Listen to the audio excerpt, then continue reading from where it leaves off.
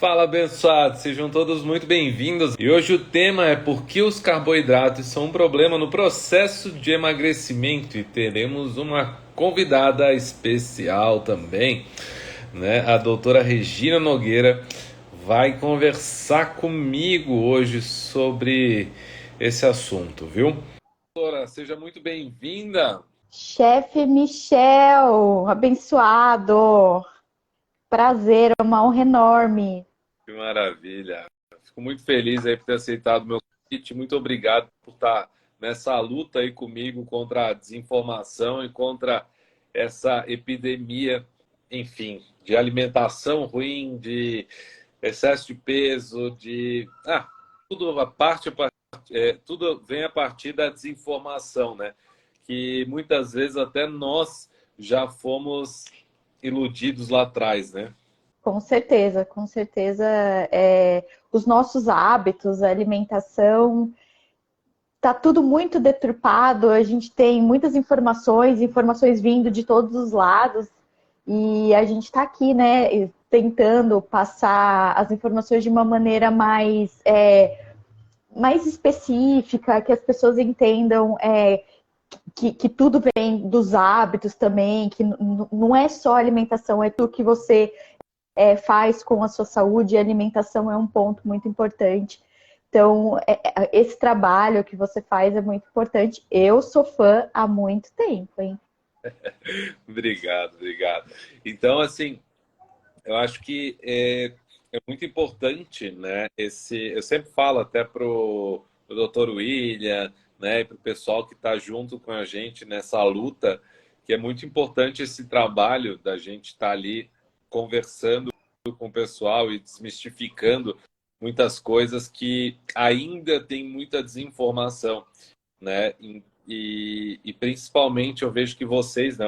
Claro, o nosso trabalho em geral é um trabalho muito importante, né? Cada um no seu lugar, cada um no seu, né? O meu mais ali, tornando a alimentação mais gostosa, né? Se eu ir orientando as pessoas baseadas em estudos, enfim, sempre fazendo esse ótimo trabalho, né? Então, o nosso trabalho sempre está ali em conjunto, né? E uma coisa, assim, já entrando no nosso assunto de hoje, eu sempre tive muito problema para emagrecer, até conhecer a low carb, né? Até conhecer a low carb. E quando eu comecei a fazer a low carb, parece que alguma coisa ligou aqui, e eu falei, meu Deus, era só isso? Uhum. Eu não acredito.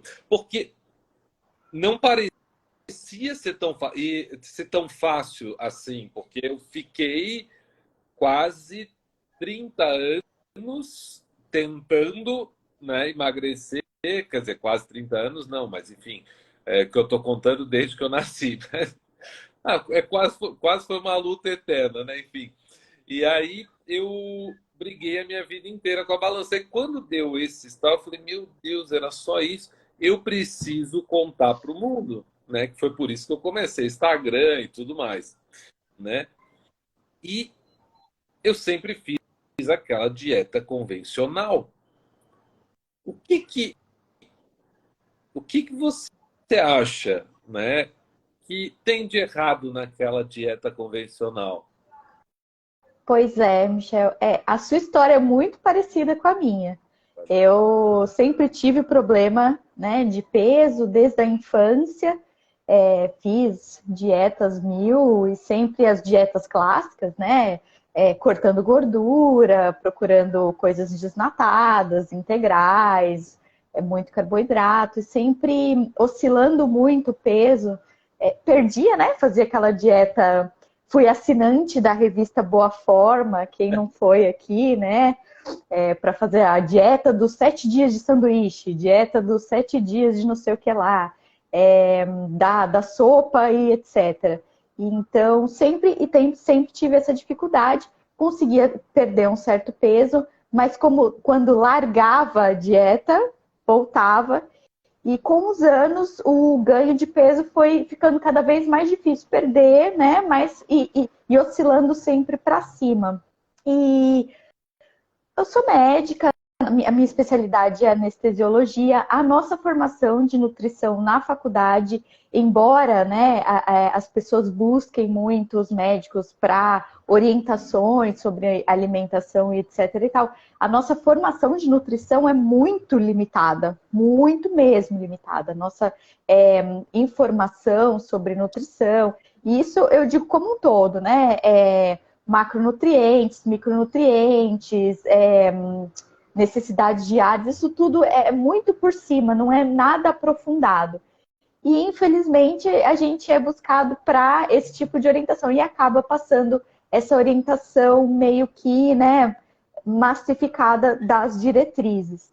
E eu sempre segui, é lógico, né, de acordo com o que eu estudei, a dieta padrão, que é uma dieta restrita em gorduras, porque as gorduras são tudo de ruim, né, que pode acontecer com você, causam doenças cardiovasculares, são a causa do infarto, etc e tal. E uma dieta baseada em grãos e cereais, que seria o ideal para a saúde, tanto metabólica quanto ali para manutenção de peso, né? E esse é o engraçado, né? E esses são os problemas das diretrizes. As diretrizes, elas não são feitas individualizando, né? Cada um, elas são feitas para enfiar todo mundo no mesmo funil. E isso foi um grande problema, porque a gente acabou enfiando nesse mesmo funil também as pessoas doentes. Os diabéticos, a orientação clássica hoje em dia, quando você assiste aulas até de pós-graduação, de atualização em endocrinologia, e os colegas insistem em falar, e a dieta do diabético? A dieta do diabético é igual à dieta de todo mundo, uma dieta baseada em grão, mas a gente vai botar grão integral, aveia, cereal, etc. Então, eu fiz isso para mim, o que eu aprendi, né? Me coloquei ali na diretriz e não funcionava, não funcionou por um longo prazo. É lógico isso, várias pessoas me procuram aqui no Instagram, doutora, mas eu restringo a gordura, como tudo integral, etc e tal, e eu emagreço. Sim, você emagrece, né? A questão é a manutenção ao longo prazo, a frustração que isso causa, né? E a repercussão na saúde que isso causa. Eu tive repercussões de saúde desse ioiô, né? De ficar emagrecendo 10, engordando 15, emagrece 12, engorda mais 13. Isso é muito ruim para o metabolismo. E chegou um certo ponto aí da minha vida em que eu estava ganhando peso, estava muito difícil manter a dieta e eu decidi fazer uma dieta, comprar uma dieta da internet, comprei uma dieta dos 21 dias que eu joguei lá no Google e por um toque divino, a dieta que veio ali, a estratégia que veio para mim foi uma dieta baixa em carboidrato, uma dieta cetogênica. Não, cetogênica? Era bem restrita em carboidrato. E aí eu abri aquilo, porque assim, eu tinha prometido para mim que o que viesse na dieta eu ia fazer certinho, porque 21 dias eu vou fazer certinho. Quando eu olhei aquilo, eu falei, dieta da proteína, isso aqui faz mal pro rim, isso aqui vai piorar a minha hipertensão, porque eu já era hipertensa, isso aqui não vai fazer muito bem para mim. Mas aí eu pensei, gente, só 21 dias, né? 21 dias dá pra gente sacrificar aí, ver no que vai dar. E eu tive muita sorte, isso eu falo sempre, porque foi a primeira sugestão do Google que apareceu lá. E era uma estratégia com sugestão de cardápio, etc. e tal, e vinha com uma certa informação científica lá.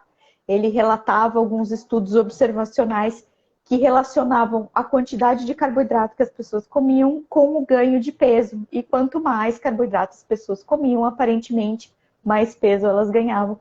Aquilo lá me deu uma convencida, né? Eu dei uma avaliada no cardápio e falei, gente, vamos lá, né? Eu tinha me comprometido, eu comprei essa dieta, bora fazer. E eu lembro que nos primeiros dias eu já senti muita diferença, né? Principalmente na questão de porção. Oi, Sam. Porque eu sempre sempre tive muito problema com a porção, né? Do tamanhinho da mão, minha mão é pequenininha. Uma colherzinha de arroz integral pode ser isso, né? E nessa estratégia não tinham quantidades, era para comer até a saciedade. E nos primeiros dias eu já senti isso, uma dieta em que eu não sentia fome. eu não acabava a refeição já pensando na próxima. Eu não acabava a refeição com aquela agonia de que, gente, eu precisava comer mais, eu queria comer mais. E sempre pensando em comida, isso era um grande problema para mim. Eu vivia pensando em comida, eu vivia pensando na próxima refeição, né? Eu particionava muitas refeições, como mandam, né, as diretrizes, comer de 6 a trocentas vezes por dia, pequenas porções, né? Então eu comia pequenas porções ali de biscoito integral e já queria, bem, gente, daqui a 3 horas eu vou poder comer outra metade desse pacote aqui. E isso era uma agonia muito grande para mim, psicologicamente, inclusive, porque eu me sentia frustrada. Porque por que eu estava com fome toda hora? Se eu tinha comido o que era suficiente, teoricamente, para mim, né? E com a estratégia baixa em carboidrato, isso mudou. E em muito pouco tempo eu vi que ela funciona, né? E pensei a mesma coisa que você, gente, mas era só isso. Era só eu não ter medo de comer proteínas, né? E restringir alimentos com quantidade de carboidrato muito grande e pobres nutricionalmente na minha dieta, que a minha fome eterna ia acabar, que a minha saciedade ia chegar e que eu ia perder peso, ia melhorar minha saúde, ia melhorar minha pele, meu cabelo, minha disposição, etc e tal. Então, para mim, foi isso também. Eu falei, gente, não acredito que era só isso e que até hoje eu não tinha tentado isso.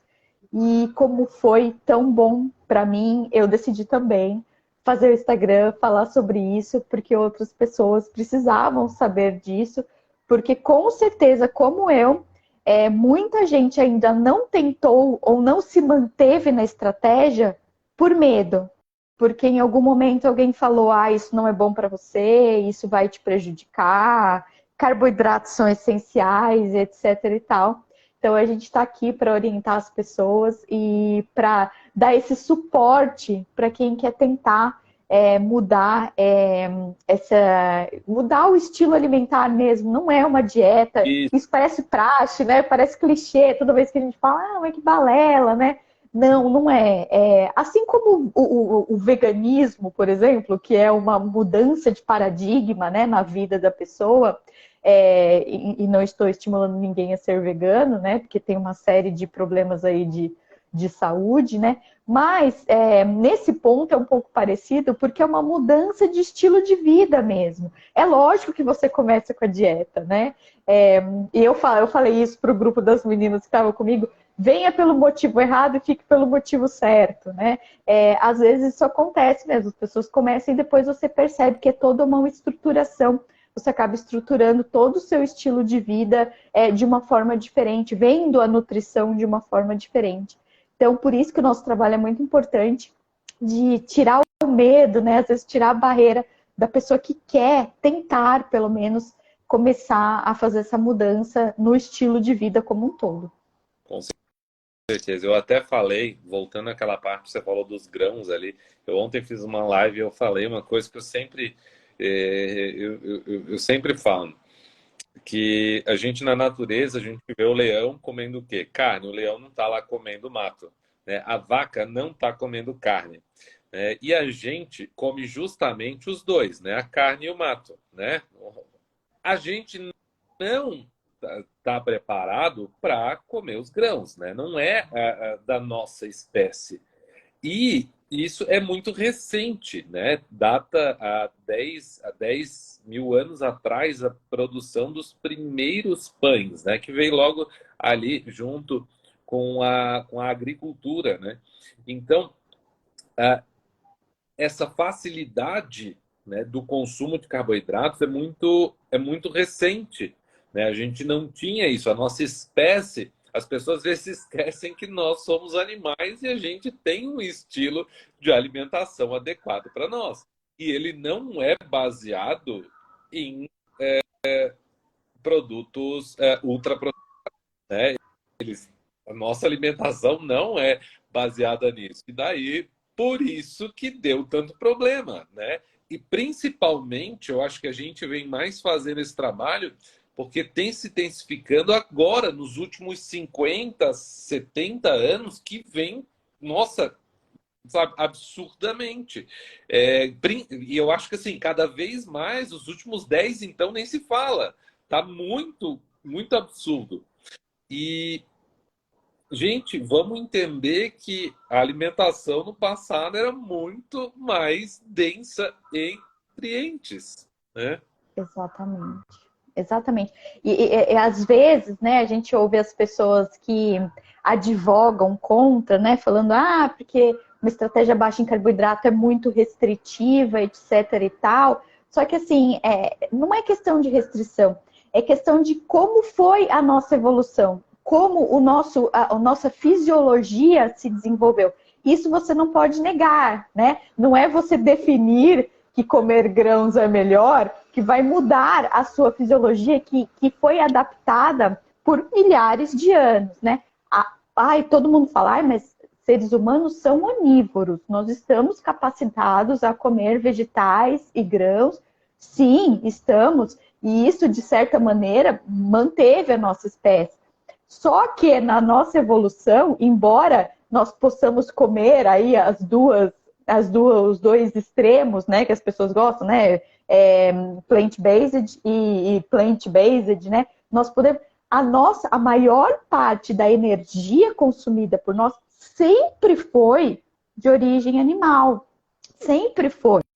Por quê? Porque o que a gente consumia de origem de planta poderia até ser uma quantidade grande, mas a quantidade de energia comparada ao que a gente vinha da caça, né, principalmente da gordura da caça, a maior parte da energia da nossa alimentação sempre veio de origem animal.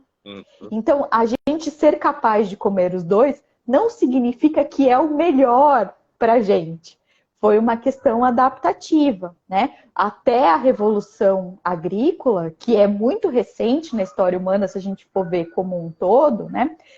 A gente consumia grãos e frutas de forma muito eventual, porque a gente não plantava, a gente tinha que concorrer com os bichos, né? Não tinha plantação de banana. E você não chegava lá, tinha o cacho de banana maravilhoso, com essa banana gigantesca sem sementes, né? Também não tinha nenhuma frutinha ali que já não tivesse sido bicada por passarinho, já não tivesse sido comida parcialmente por outro bicho, né? Então, a quantidade de energia ali era pequena. Embora a gente possa comer, né? A nossa evolução já mostra que a quantidade de energia que vem daquilo que a gente se adaptou tem que ser menor do que a dos alimentos de origem animal, de caça, né? Mesmo os outros alimentos, ovos e leite, laticínios, né? A maior parte da energia deve vir desses alimentos, porque nós estamos fisiologicamente adaptados a nos adaptar melhor, ter uma saúde melhor com esse tipo de alimentos. Eu estava aqui até olhando para trazer uma informação aqui, que as pessoas elas não questionam nada, né? Foi vendido para nós durante muito tempo que a aveia, por exemplo, eu adoro falar de aveia. Eu também. Que a aveia é rica em fibras. Ó, mas olha só, vamos pensar dessa forma. Em 100 gramas de aveia, eu tenho 9 gramas de fibra, né? Tenho 9 gramas de fibra.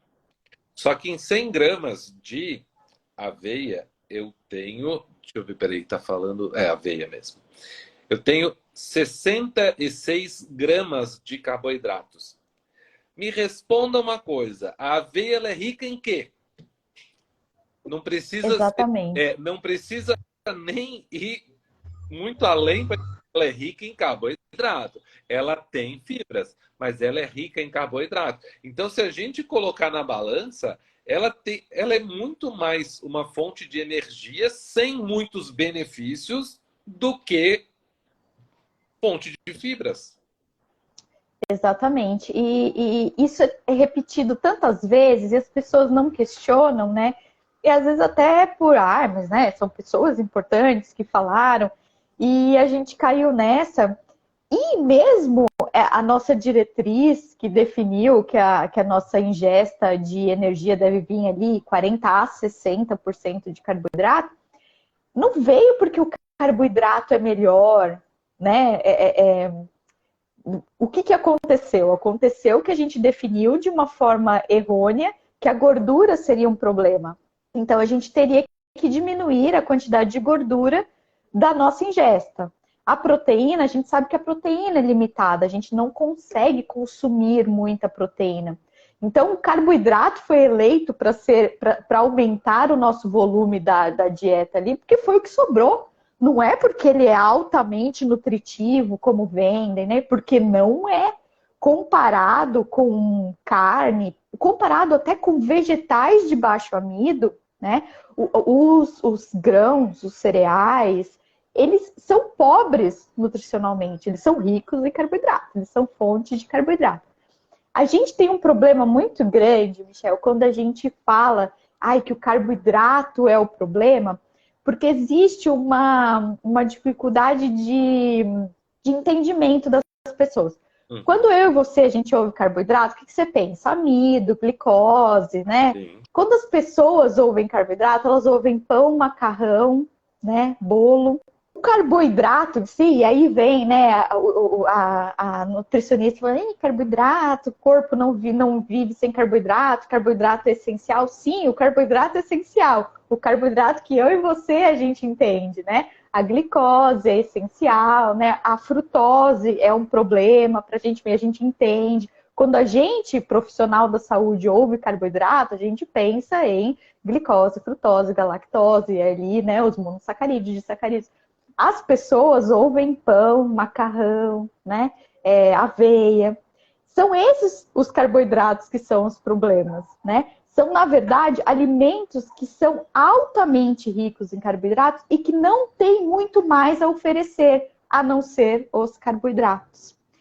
Outro dia, uma paciente muito interessante, a gente começou a fazer o acompanhamento e eu gosto que as pessoas comecem a entender, né, o que elas estão comendo. E ela colocou ali no Fat Secret o tanto de abobrinha que ela comeu. E aparece as porcentagens, né? Do que é formada a energia da abobrinha. E veio lá 68% de carboidrato. E ela me mandou comparado com um pão, alguma coisa que tinha, sei lá, um pouco mais, 72% de carboidrato, né? Mas a abobrinha é fonte de carboidrato também. Por isso que a gente insiste que low carb não é no carb. A gente troca as fontes do nosso carboidrato por alimentos que eles têm carboidratos também. Mas o que acontece com a abobrinha? A abobrinha é 94% água, enquanto o pão é 2% água, certo? Então, teoricamente, a abobrinha é fonte de água. É bem isso. E, na verdade, 100 gramas de abobrinha tem 15 calorias. Exato. Né? E 100 gramas de pão? Pão, você já vai para 200 calorias, eu acredito. Exato. Né? Não tem... E é muito interessante, porque quando você compara nutricionalmente também, 100 gramas de abobrinha vai ter muito mais potássio do que o pão, né? Sim. Vai ter muito mais ali vitaminas do complexo B, que são hidrossolúveis, porque tem bastante água, né? Então, na low carb, a gente diminui os carboidratos como? Optando por alimentos que têm carboidrato, é claro, mas que tem menos carboidrato e que tem mais nutrientes junto. Essa é a questão. Então, é aí que os carboidratos são um problema. Então, alimentos que são fontes muito fortes de carboidratos, que são os grãos, né? Cereais, aveia, pão, etc. e tal, esses carboidratos são um problema, porque eles se tornaram grande parte da nossa ingesta. Eu acordava e dormia comendo pão. Era pão de manhã, o lanchinho antes do almoço, um pão. Aí, na hora do almoço, um sanduíche natural, né? À tarde, um lanchinho e à noite, mais um pãozinho. E isso ocupa muito volume da nossa nutrição, entregando muito carboidrato, poucos nutrientes e atuando de uma maneira que sinaliza para o nosso corpo. Isso foi parte da evolução também, e é uma coisa muito interessante, porque foi algo que nos protegeu, certo? Quando a gente comia mais grão, quando a gente catava mais sementes, isso sinalizava para o nosso corpo que era um momento de escassez, um momento que a gente não estava tendo muita caça, porque se você estava comendo aquela gramínea ali, é porque você não conseguiu caçar alguma coisa. Então, estoque tudo que vier, guarde tudo em forma de gordura, porque nós estamos numa situação de escassez, ou virá uma situação de escassez, né? Isso na questão das frutas, que as frutas também eram de estação, né? Isso também sinalizava. Então, se tem muita fruta, significa que agora está numa fase que daqui a pouco não vai ter mais. Então, coma e engorde mesmo, porque daqui a pouco não vai ter mais, né? Só que a gente saiu dessa fase da humanidade. Agora a gente não tem mais estações. A gente tem comida disponível o tempo todo. Então a gente tem que optar pelas comidas que não sinalizem para a gente que a gente está em escassez. A gente tem que optar por comidas que sinalizem para o nosso corpo que tem comida. Estão aqui os nutrientes. Você não precisa acumular tanto. É isso que a gente precisa entender. E os alimentos ricos em carboidratos fazem essa sinalização para o nosso corpo de estoque. Com certeza, eu também sempre falo da questão da reserva do carro, né? Porque se você quer usar a reserva do carro, você precisa deixar ele chegar na reserva. Você não pode estar sempre enchendo o tanque. E é a mesma coisa com o nosso corpo usando, né, o carboidrato. Você vai estar sempre ali colocando combustível, energia, só que você não deixa ele chegar na sua pochete, né? Ele não Exato. deixa você chegar, que a pochete é a reserva. Então, aí não tem como. Camille, o Fang, ele faz a analogia com o freezer e com a geladeira, né? Seu freezer tá ali cheio, mas você continua botando coisa na geladeira e só pegando da geladeira, pegando coisa da geladeira, né? E o freezer continua ali cheio. Você vai precisar tirar as coisas da sua geladeira para começar a usar as coisas do freezer, porque senão você não alcança lá, né? Porque aquilo da geladeira vai estragar, etc e tal. Então, a nossa alimentação é isso. E o que sinaliza para a gente que a gente precisa gastar os nossos estoques um estilo de alimentação que sinalize hormonalmente para a gente, né? Isso, que não é uma época de escassez, que você tem ali comidas de alto índice nutricional disponível o tempo todo, né? Então, é assim que você precisa se comportar, porque é assim que está o nosso ambiente hoje em dia. E é aí que existe essa contradição, porque a gente continua se alimentando como se a comida fosse acabar, como se a gente não tivesse comida. Só que a gente Que não é o que a pode gente acaba... depois, né? Exato, exato. E aí tem toda essa... Por isso que eu falei que quando a gente muda a nossa estratégia alimentar e acaba mudando o estilo de vida, porque você entende isso também. Além disso, né, além da alimentação, a nossa parte de atividade física mudou muito. É muito diferente do que a gente fazia, do que a gente evoluiu, a nossa fisiologia evoluiu. Nós evoluímos para estar em movimento, né? Fomos nômades por muito tempo, tivemos que fugir do leão, fugir, né, de predadores, correr atrás da caça, né? Então, a gente sempre foi muito ativo. E a modernidade mudou isso. Mesmo para gente que pratica exercício físico, ainda não chega no nível de atividade que a gente evoluiu fazendo, né? Exposto ao ambiente, exposto às intempéries do tempo, né? Passando frio, era diferente. Então, nosso corpo ainda pede isso, nosso corpo ainda precisa disso. E outra coisa que muda muito quando a gente muda a nossa alimentação, e isso aconteceu comigo, tenho certeza que aconteceu com você também, essa disposição, né? Você se sente reconectado com o corpo. Seu corpo sente vontade de se movimentar, né? E não de ficar lá estocando, engordando, porque tá num momento que eu não posso, né?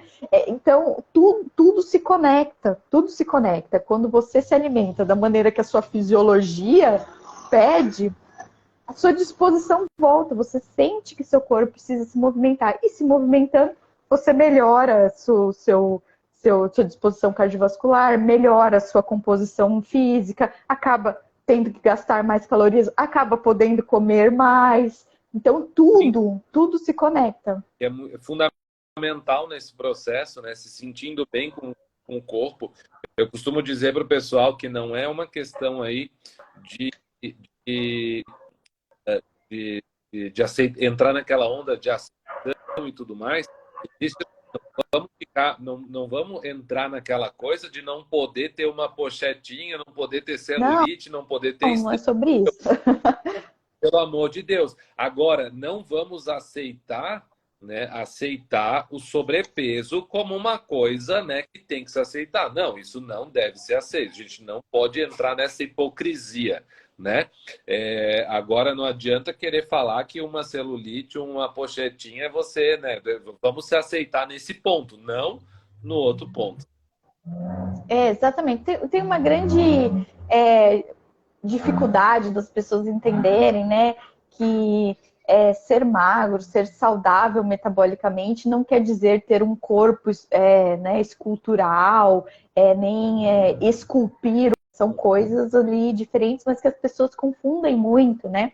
Elas confundem, inclusive, emagrecimento com saúde. E a gente sabe que existem muitas pessoas que não estão nem com sobrepeso, mas não tem saúde, porque geralmente são sedentárias, não comem bem, embora não estejam ganhando peso, não comem bem.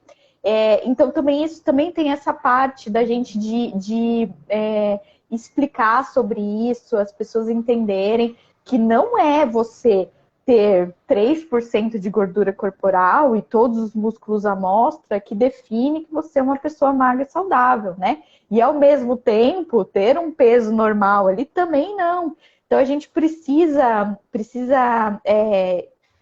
divulgar mais isso e que os aspectos da saúde passam pelo peso, pela sua atividade física. Se você é sedentário, me desculpe, você pode estar no peso ideal, você não é saudável porque o nosso corpo foi feito para o movimento. Em algum momento isso vai cobrar seu preço, né? Se você não cuida do seu sono, se você é uma pessoa muito estressada, se você não toma água direito, não se expõe ao sol, tudo isso conta na saúde. E a saúde é uma coisa global. Como com essas diretrizes ficou a gente tem que ficar comendo tanto tempo, a mudança alimentar bate muito direto nisso, porque a gente passa muito tempo comendo hoje em dia, né? Virou uma coisa, como a gente come, foi orientado a comer alimentos pobres nutricionalmente, a gente está sempre com essa fome oculta, né? Era o que eu tinha antes, era uma fome de nutrientes. Você estava seu corpo estava buscando alimentos que estavam faltando nutrientes, não energia, nutrientes. Então, como a gente passa muito tempo comendo, quando você muda a sua alimentação, isso já tem um impacto muito grande na sua saúde. E aí as outras coisas começam a se encaixar. Vou até fazer uma observação, e em momento algum eu estou discordando do que você falou, mas eu vou falar na questão do exercício físico, tá? Eu emagreci sem fazer exercício físico. E para mim, tá? Para mim, foi do jeito que tinha que acontecer. Porque se eu tivesse feito exercício físico, seria mais uma vez que eu não conseguiria estar aqui onde eu estou hoje. Porque eu vou te contar o que aconteceu comigo também. Toda vez que eu fiz exercício físico, eu sentia muito mais fome e muita vontade. Então, assim, era muito absurdo. Eu ia lá, corria absurdamente, fazia exercício, musculação, e eu saía de lá e comia muito mais, e muito mais, e muito mais. E quando eu perdi o peso, e aí, depois, eu falei, agora eu vou fazer. E eu estava muito mais disposto, me sentindo muito melhor comigo mesmo para ir na academia, né? Eu estava magro, eu estava na época com 80 quilos, o pessoal falava para mim, nossa, você está muito magro. Eu falava, nossa, que maravilha, né? Eu nunca na vida, nossa, nunca. Ouvi isso. Até pela primeira vez na vida eu ouvi isso, mas eu estava feio, eu estava só cabeça, assim. E aí, eu estava, claro, faltava músculo, né? E aí depois que eu fui treinando para fazer. E daí para mim foi bom ter esse momento, né? Por que eu estou dizendo isso? Que é óbvio que a gente sabe, né, que exercício é fundamental. Às vezes no início as pessoas falam assim, nossa, mas eu não vou fazer exercício, então eu nem vou. Não, começa com o que você tem. Depois você se adapta. Depois, lá na frente, quando você estiver melhor, você pode fazer de outra forma, né? E por isso que eu deixei muito bem claro que eu não estou discordando em momento algum. Eu estou concordando. Porém, para mim, Entendi. foi um processo processo, né, um pouco diferente, e eu gosto de compartilhar isso com as pessoas para eles verem às vezes assim, ó, nossa, mas eu vou ter que começar a academia, eu vou ter que isso. Não, calma, vamos, né, um passo por vez. Aconteceu comigo também. Eu sempre fui muito ativa, e, embora tenha passado muito tempo acima do peso, eu sempre nadei desde pequenininha. Comecei a correr em 2004, ano que vem faz 20 anos que eu corro. Corria muito, mas sempre, né, com sobrepeso. E quando eu comecei a estratégia, no começo, o que aconteceu? Com aquela queda de rendimento. Aí eu pensei, não é compatível. A dieta, tá vendo? Tem problema. A dieta não é compatível com o exercício físico. Então, eu acabei, nos primeiros meses da minha perda de peso e da mudança da estratégia alimentar, eu acabei diminuindo muito a minha atividade física mesmo. E perdi peso, é claro que perdi peso. Depois de um tempo, eu acabei conhecendo os atletas low carb, né? E descobri que, na verdade, isso era uma adaptação, que isso ia dar certo, e realmente deu. Voltei a correr, voltei a nadar. Mas, com o tempo, né? Quando você começa a se alimentar bem, a sua cabeça parece que volta mais para o lugar, você começa a se reconectar mais com o corpo, você sente que seu corpo precisa de mais alguma coisa. Você precisa dessa remodelagem, você sente que você precisa de mais músculos, de mais força para fazer algumas coisas. Você começa a sentir essas deficiências, né? Quando você tá lá gordão, inchadão, você, né, não sente muito. Mas quando você começa a sentir seu corpo ficando mais nutrido, vem essa necessidade. E as pessoas confundem muito esporte com exercício físico. Elas acham que quando elas têm que fazer exercício, elas têm que ser uma esportista, né? Tem que ir, correr 1.000 quilômetros, comprar tênis de R$ 1.000 né? E se matricular no tênis e ter uma raquete super cara. E não é isso, né? Exercício físico é diferente de esporte. A gente pode usar o esporte de maneira não competitiva como exercício físico, mas a gente tem outros exercícios físicos. Caminhada é um exercício físico, musculação é um exercício físico, e que podem ser feitos com várias dosagens, né? Então, é muito interessante. E sim, a perda de peso pode vir sem um exercício mesmo, mas quando a gente chega naquele ponto em que a gente quer melhorar a nossa composição corporal, né? Para melhorar a nossa longevidade, porque longevidade é músculo, né? Isso já está bem claro, não é chip de não sei o que, suplemento de não sei o que lá. O que vai definir se você vai viver bastante com qualidade é quanto músculo você tem. Então você chega nesse ponto que precisa também. Vocês precisam de músculos para ficarem velhos e saudáveis. Exatamente. Não tem como ficar velho sem músculo. Não tem. Você vai começar a ficar fraco, vai começar a sobrecarregar as articulações, vai começar a depender de todo mundo para te. Então, predisposição assim, para fratura, né? Porque o equilíbrio ali, a parte do core fica prejudicada também. A gente tem mais incidência de hérnias.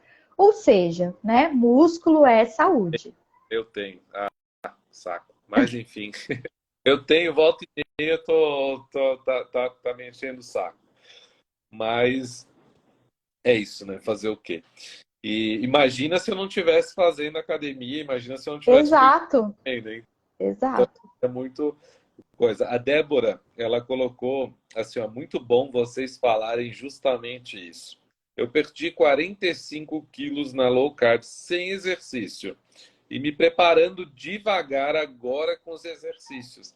Cara, tudo no seu Perfeito. tempo. Tá? Uhum. Maravilha.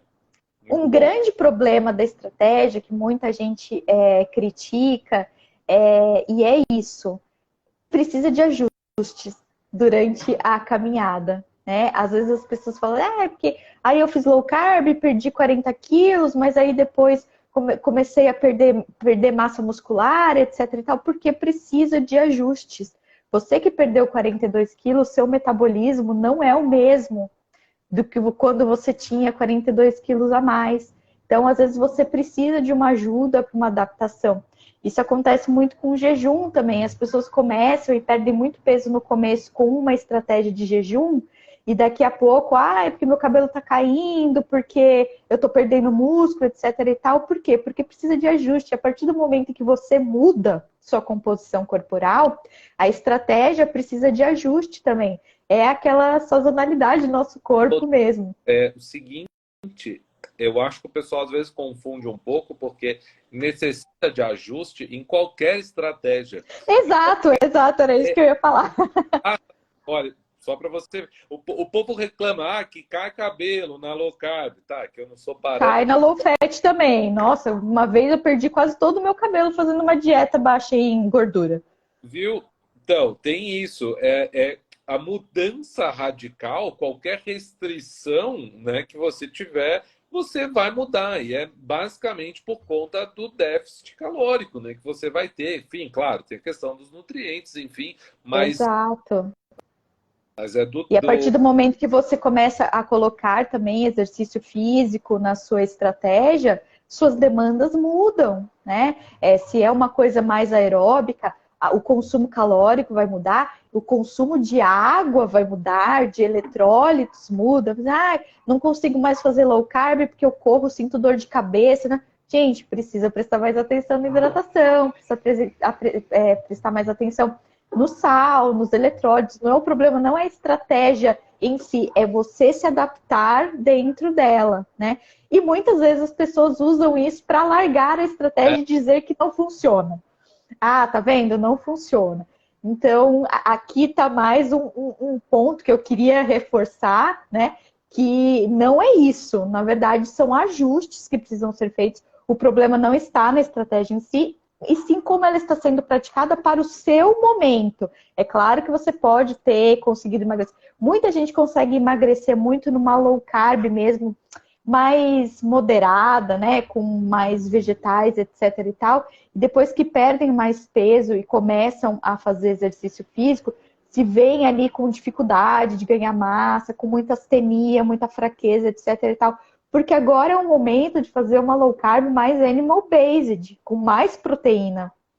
Então as pessoas precisam migrar, continua sendo uma low carb, mas você vai ter que prestar mais atenção nas proteínas, porque o seu corpo mudou, as suas demandas mudaram. Então, precisa dessa adaptação. E isso é muito bonito, né? Porque a gente percebe, a gente está conectado com o nosso corpo, perceber essas mudanças. E eu acho que isso é o que traz evolução para a gente perceber que não tem nada que a gente vai conseguir chegar e encostar, pronto, estou garantido pro resto da vida, agora não tem que preocupar com mais nada, que tá tudo certo. Não, a vida não é assim. Vai ter sempre um desafio. A vida é um desafio, de um desafio a outro desafio. Então, é sempre muito legal ver esse próximo desafio, como você vai se adaptar, qual mudança você vai precisar fazer. É muito legal. Com certeza, eu acho que ir contra as diretrizes, né, é o que todo mundo acredita e continua repetindo por aí, é muito importante também, porque eu, por exemplo, eu treino muito pesado e eu treino diariamente, eu treino todos os dias em jejum. Eu não gosto, eu não consigo treinar com o estômago cheio, né? Também não. Não consigo treinar. E o meu treino é bem intenso. Tanto que na época, eu dei uma. Eu tenho que entender, né, como que eu funciono, e uma das coisas que eu estava fazendo no ano passado, eu estava treinando com o personal. E eu comecei a ficar muito pilantra. Né? E aí, mas não, só vou amanhã eu vou que tem personal, tal. Aí eu parei, falei, agora eu vou sozinho e pronto, né? E tô indo todo dia, né? Enfim. Mas ele falava para mim, cara, não dá para acreditar como você tem em jejum, tem uma alimentação baixíssima em carboidrato e pega o peso que você pega, treina pesado do jeito que você treina, não dá para entender. E por quê? Porque eles têm sempre que a energia vem do carboidrato. Vem do carboidrato. Uhum. Carboidrato, pronto. É só isso. A vida dele. do pessoal é acreditar, Carboidrato. né, única e exclusivamente. E não, não é. A gente já sabe que não. Pessoal, se Não, você é muito interessante isso, né? Eu tenho falado muito disso no meu Instagram, essa conversa sincera de você com você mesmo, né? Às vezes a gente acaba enganando a gente, mas é importante você ser sincero com você e entender o que funciona para você, né? Muita gente fala, não, sem personal eu não consigo, etc e tal. Tá aqui uma prova, o contrário, né?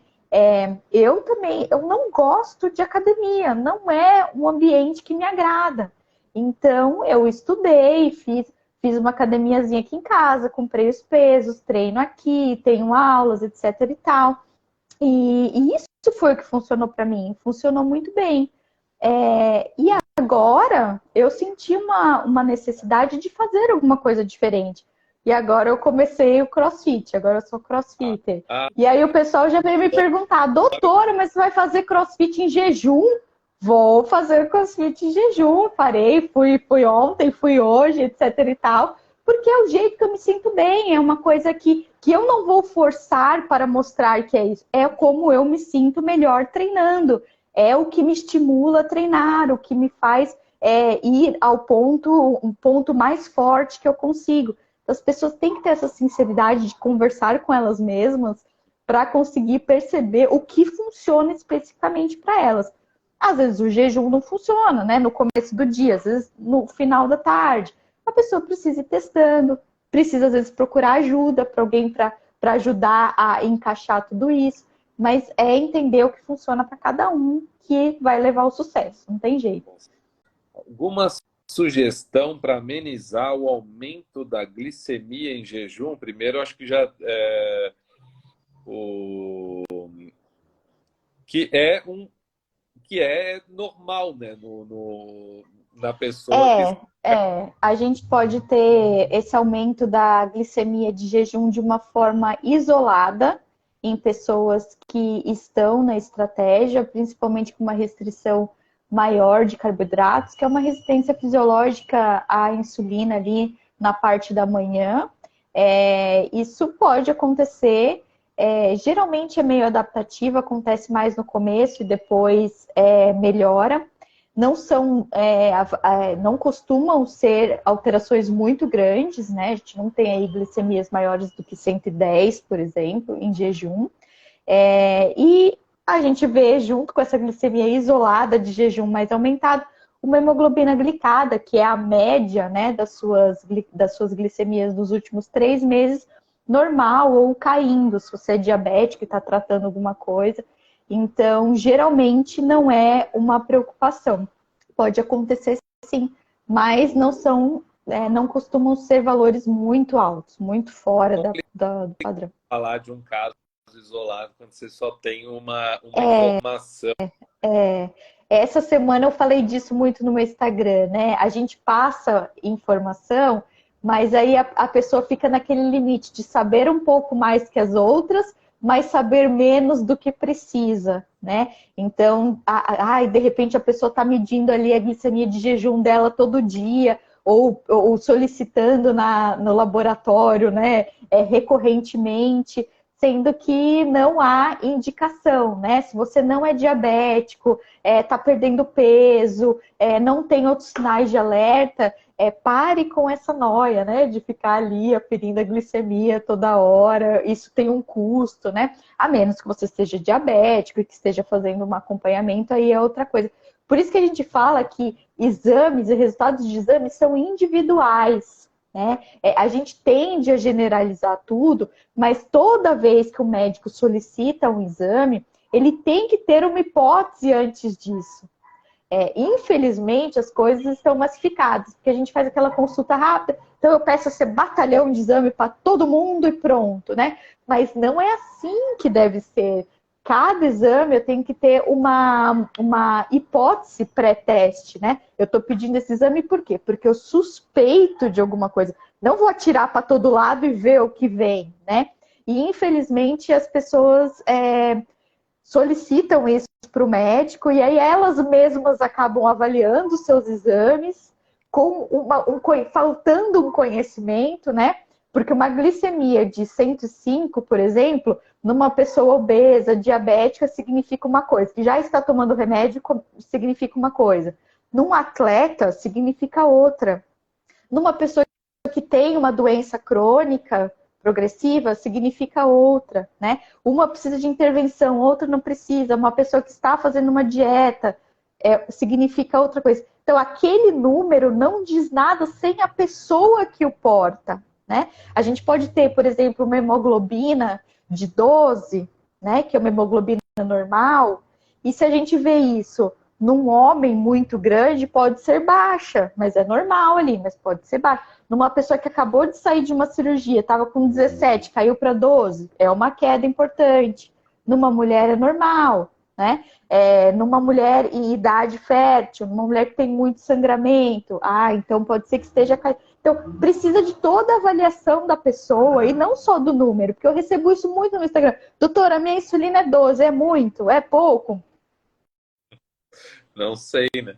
Não sei. Pode ser. Você usa insulina, você é um atleta, que horas você colheu essa insulina, como você está comendo, qual o seu peso, qual a sua composição corporal, que medicamentos você está usando, entendeu? Tudo isso, cada informação muda, aquele 12 muda, entendeu? Aquele 12 muda de figura. As nossas informações aqui que a gente passa no Instagram são mais generalizadas, né?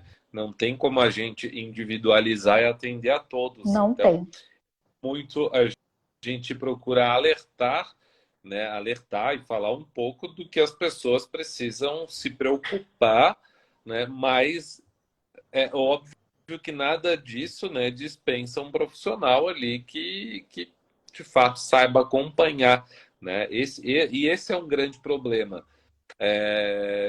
Um profissional bom, né? Porque eu noto, o que eu mais vejo são pessoas que falam: nossa, eu fui na nutricionista e pedi low carb, ela já me deu aveia com tapioca e com não sei o que. Eu falo, cara, beleza, mas você foi aonde? Você foi na nutricionista convencional, que ela trabalha com uma estratégia convencional. Você tem que, obviamente, escolher uma pessoa que você sabe que trabalhe com aquela linha, né? Não adianta. Exato, e isso é uma coisa que eu falo sempre também. Você tem que assumir essa responsabilidade, ter esse trabalho a mais, né? De procurar para a sua saúde todos os aspectos para o objetivo que você quer. Então, sim, uma estratégia baixa em carboidrato funciona para você. Procure pessoas que estejam, né, trabalhando com isso, como o chefe Miranda, pessoas que entendam, médicos que entendam disso, nutricionistas que entendam disso, para que você consiga formar toda essa rede, né, que vai te sustentar na estratégia. E isso acontece muito, né? Começa a estratégia, aí vem uma glicemia de jejum alterada e vai no endócrino, o endócrino fala, tá vendo? Essa dieta que você faz, tá tudo errado, pode parar, volta a comer aveia, não sei o quê. Daí a pessoa fica perdida, né? Ou então começa uma estratégia baixa em carboidrato, sente um pouco de dor de cabeça, um pouco de mal-estar por causa do começo da desidratação, né? Ou acontece, às vezes, um pouco de obstipação, quando a pessoa não se hidrata de um jeito certo ou não repõe os eletrólitos, e vai no médico que não tem esse conhecimento, e ele vai te dizer, tá vendo? Essa estratégia é um lixo, você tem que comer mamão com aveia e comer pão integral, porque senão não vai funcionar. E aí você fica nessa, né? Ai, mas eu vi ali que a doutora falou que é bom, mas eu fui no médico e ele falou que é ruim. Aí eu fui na nutricionista, ela falou que é bom, mas o nutrólogo falou que é ruim.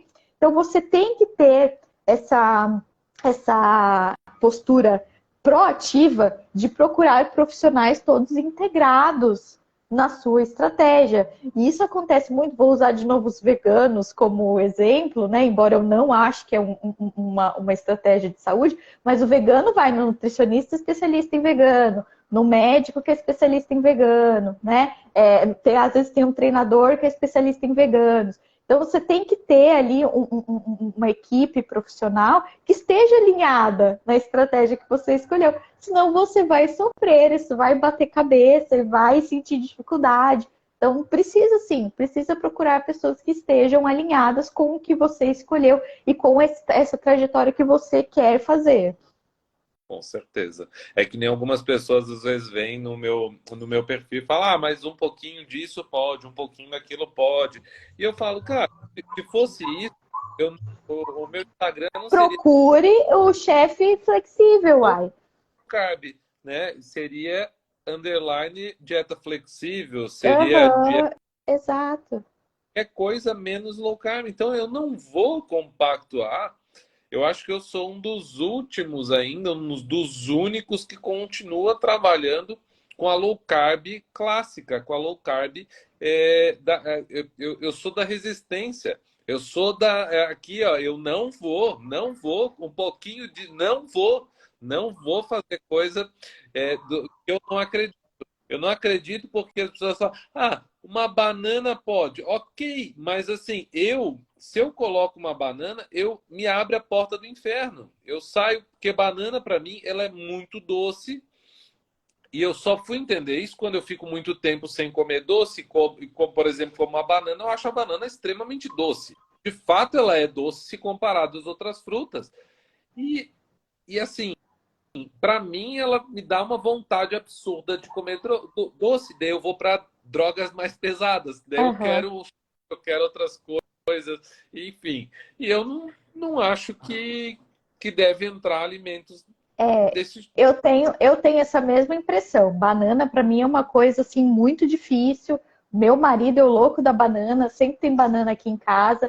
E realmente, quando eu como um pouquinho, para mim aquilo é hiperpalatável, me dá vontade de ter mais daquela sensação na boca. Então, quando acaba a banana, me dá aquela agonia que me dava antes, de querer mais, querer mastigar mais, né? Isso é uma coisa que não acontece quando eu como comidas que eu gosto e sinto prazer comendo, que muitas pessoas confundem. Ai, nossa, mas nossa, sem pão, sem batata, sem, ai, que dieta ruim. Não, a minha dieta eu como o que eu quero comer, o que eu desejo comer, que é carne, ovo, que é torresmo. Todo dia tem torresmo no meu Instagram, né? Só que são alimentos que eu como e me sinto satisfeita e acabou. Eles não me trazem esse problema mental de, nossa, eu queria mais uma banana, queria mais um chocolate, queria comer mais 2 colheres de arroz, mais uma colher de batata. Então, eu também sou a resistência aqui, né? Eu assumi, também tive que trabalhar isso na minha mente, e agora assumi isso, que eu estou aqui para receber as pessoas que querem optar por uma estratégia baixa em carboidrato, que por ser baixa em carboidrato, nós vamos optar por alimentos baixos em carboidrato, né? Porque eu sempre ouço assim, ai, doutor, mas eu emagreci comendo pão. Ótimo, ótimo, né? Mas não é por isso que eu vou falar para você comer pão aqui no meu Instagram, não é isso. Outro dia foi muito interessante, eu vi uma dessas blogueiras fitness aí, ela é até um pouco mais velha, assim, uma senhora que está muito em forma e tal, e todo dia ela fala, tá vendo, você pode emagrecer comendo de tudo, e aí fala, os carboidratos são necessários e tal. Vou mostrar para você como eu como pão. Aí ela pegou um pãozinho francês integral, botou em cima da balança, cortou na metade, tirou metade, aí da metade cortou metade e ficou um quarto. Ela, tá vendo? É isso que eu como. Gente, eu nunca conseguiria comer um quarto de um pãozinho integral, né? 50 gramas dividido em quatro. O que eu faço com aquele resto daquele pão? Eu como depois, né? Então, a flexibilidade, para mim, não funciona. E eu sei que as pessoas querem que funcione para elas, mas elas precisam ser sinceras com elas mesmas. Funciona com você? Com essa pessoa funciona. Com algumas pessoas funciona. Eu tenho que admitir que sim. Mas para a maioria que já tentou comer com moderação e não consegue, eu não vou oferecer essa moderação, porque eu sei que não É, funciona. é aí que eu entro, doutora. É, eu, eu transformo os alimentos que as pessoas mais precisam em low carb. Então, Exato, e foi o que funcionou para mim. quando as pessoas querem um pão, eu tenho um pão. Né? Eu tenho um pão. E o que é, basicamente, qual que é a diferença? É óbvio que o pão low carb é bem calórico, mas só que as pessoas acabam comendo a quantidade que elas comem de um pão convencional. Por quê? Porque é Sim, um sacia muito mais rápido, né? Porque ele tem mais mais gordura, mas ele tem mais nutrientes, né? Ele te dá coisas que a gente que de fato realmente precisa. E não só uma farinha que não te dá nada além de energia. E aí, eu Exatamente. E que te dá até antinutrientes, né? Que te expõe ali ao glúten, que é um problema para muita gente, né? São calorias muito vazias. Essa versão baixa em carboidrato traz muitos nutrientes, né? Traz mais a gordura, que é um nutriente essencial que trabalha muito na saciedade.